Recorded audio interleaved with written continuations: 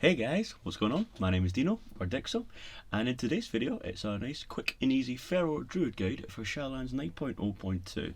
I will also timestamp everything in this video so it's easier to find what you're looking for if you want to just find a specific part of it. And before all that, I just want to say a massive thank you to everybody showing support in the channel so far, and also the continued support going ahead. You guys are killing it. So yeah guys, please keep subscribing, liking and commenting for more, just so I know what you guys want to see. Okay, so right of all, I'm just going to dive right into it. Covenant wise, personally, I think Night Fae is the best for what it can do. The other covenants are great for specific scenarios. An example is Venthyr. They're great single target and AoE nuke with the Ravenous Frenzy. I'll have this up on screen just now to show you what the ability does. Necrolord, they're great for single target sustained damage via bleeds, and Kyrian is more of a mixture of high single target sustained and AoE sustained damage.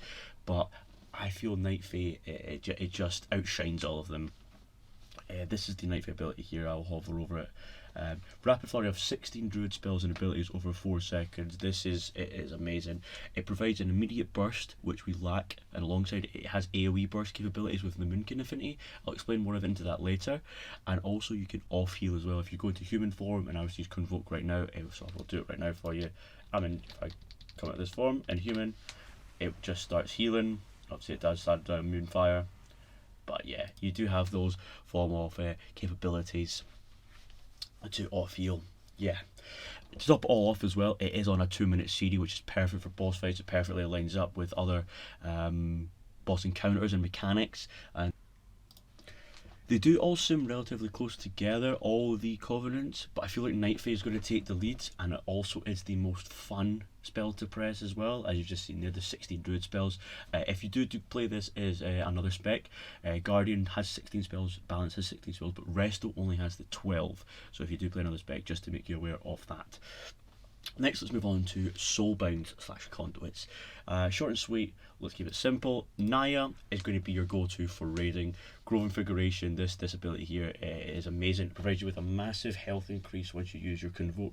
Also, it gives you a 400 mastery proc as well, which is about 22%. It's massive. You can also have stacks prior to this as well. So yeah, this just provides the most amount of burst. You also want to go down this path here, which I'm going to show on screen. This will provide you with the Naya Tools Burst. This is an amazing ability once we get to 30 round. The max we can get is actually 18 as of this video. And this is obviously just another nice little damage proc for us. Conduit wise for Naya, I would go Taste for Blood. It's the best single target conduit you can have. I wouldn't worry about the other ones. This Conflux of Elements is a sim trap.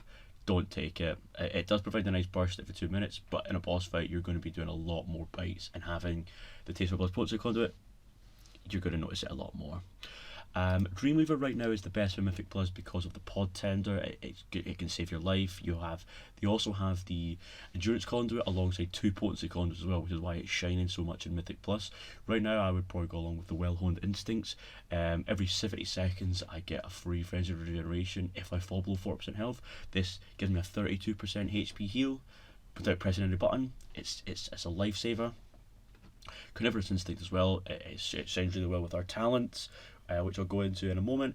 And I do use this for Mythic Plus because every 2 minutes you're going to need that burst, and having a 21% damage increase on that burst, you really notice it. It's great. I would probably stick with that. When Karan is available, she will take the lead for best in slot for Mythic Plus, purely because of these 2 Soulbinds. You have a 10% damage increase to targets above 75% health, and also First Strike, 25% increased critical strike chance for 5 seconds for every new damaging enemy you hit. So if there's a pack of 5 mobs and you rake the first mob, you get that 5%. You get that 25% crit.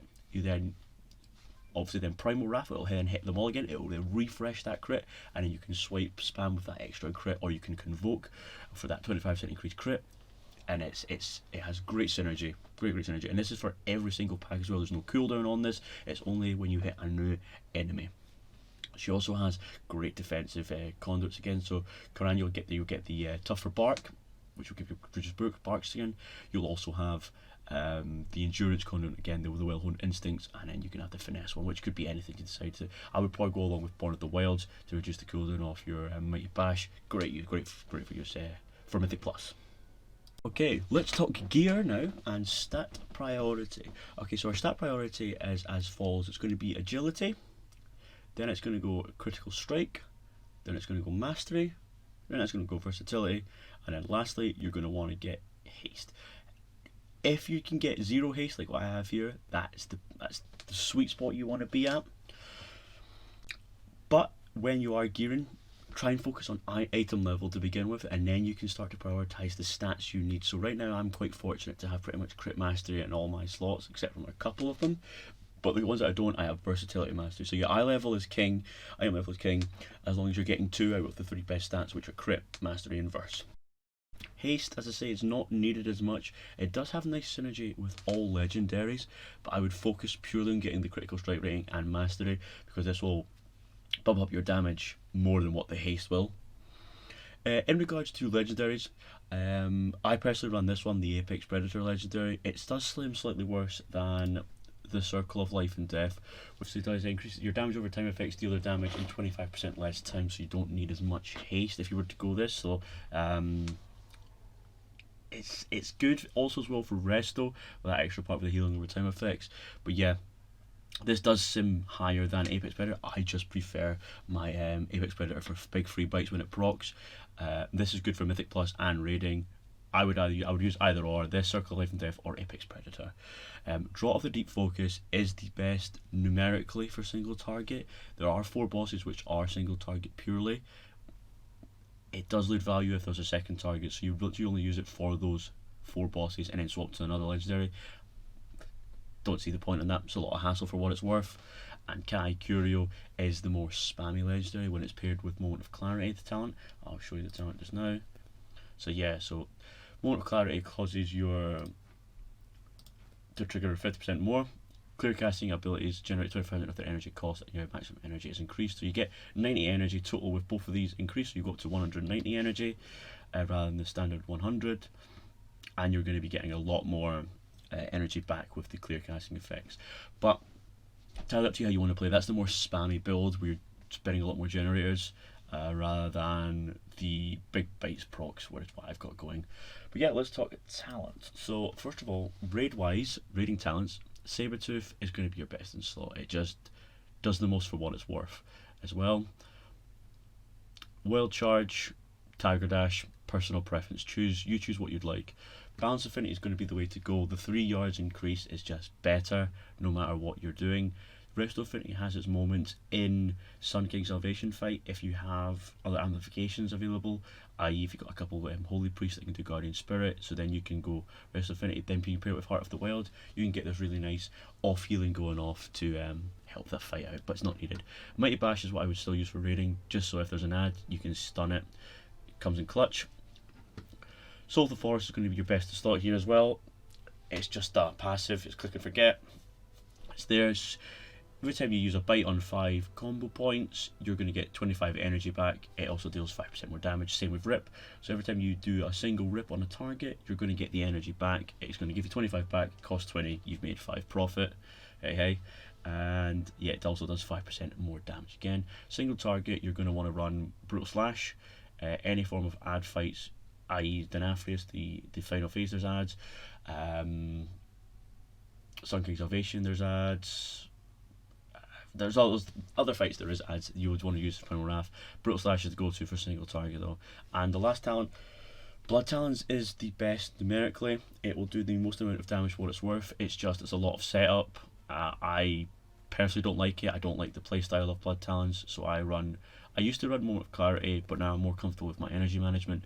I run Feral Frenzy. This just pumps. Feral Frenzy just does so much damage for what it's worth. It does more than a fully 5 combo point bite, and that's without it even critting.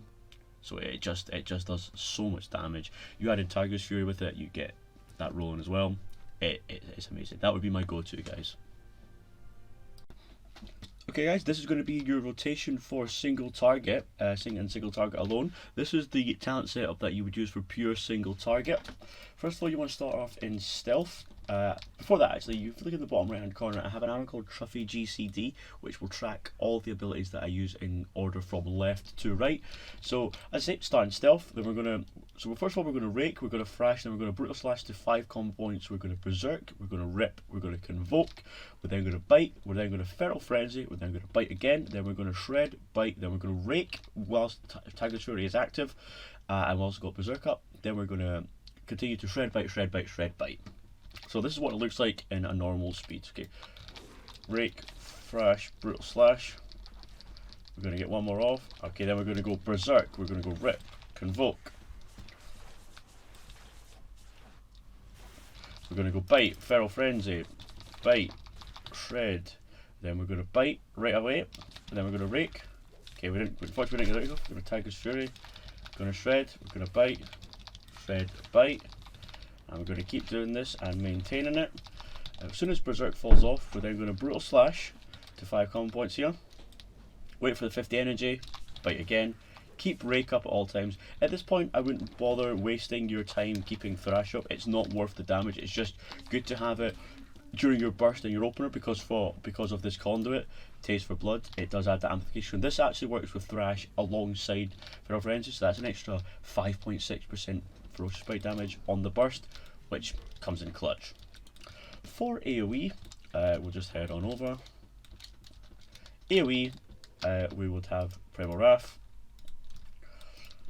So AoE, we would obviously start in stealth.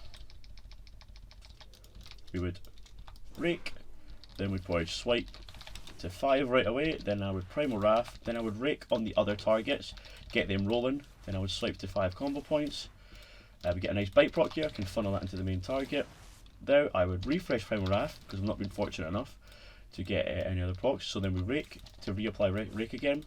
5 combo points, rip's looking healthy, let's bite. Then let's reapply rake, then swipe to 5 again. So perfect, and then I would do another Primal Wrath. So I would try and weave in at least one bite between every Primal Wrath. So right now I have Tiger's Fury, Primal Wraths are rolling. I can bite here, I've got a proc, then I can Primal Wrath, then I can swipe spam, swipe again. Rip's very healthy right now, so I have a clear casting too, so I can bite, then I can just spam swipe here. That's kind of what your AoE rotation is follows. Maintain rake on about 1 to 3 targets, Primal Wrath, weave in a ferocious bite, and spam swipe as much as you can. You don't need to use thrash unless there's about 6+ targets. I'd say that's when it becomes worthwhile. Moonkin affinity. This sweet little fella here. What you can do is you can go Moonkin form, apply your Sunfire. You can then convoke. Sometimes it will cast a Starfall. We did get one here. We have a Starfall run. We then Tiger's Fury, Primal Wrath, and then we can do our AoE rotation from here. This provides some really nice AoE burst. I would probably only do Moonfire, Convoke with about 8 targets as well. Little tip though, if you are doing the stun weaving technique where you go Moonkin form and Sunfire, pressing Tiger's Fury instantly puts you into cat form. So you guys, I hope this did shed some light on Feral Druid for you. If whether it was unclear, please just send me a message and I will clarify that. It was my first time doing something like this, so the editing is a bit raw and obviously the footage is a little bit unclean as well. That will be tidied up going into the future. I am obviously brand new to this whole scene, so please bear with me, take it slow and we'll get through it together. Take care, bye.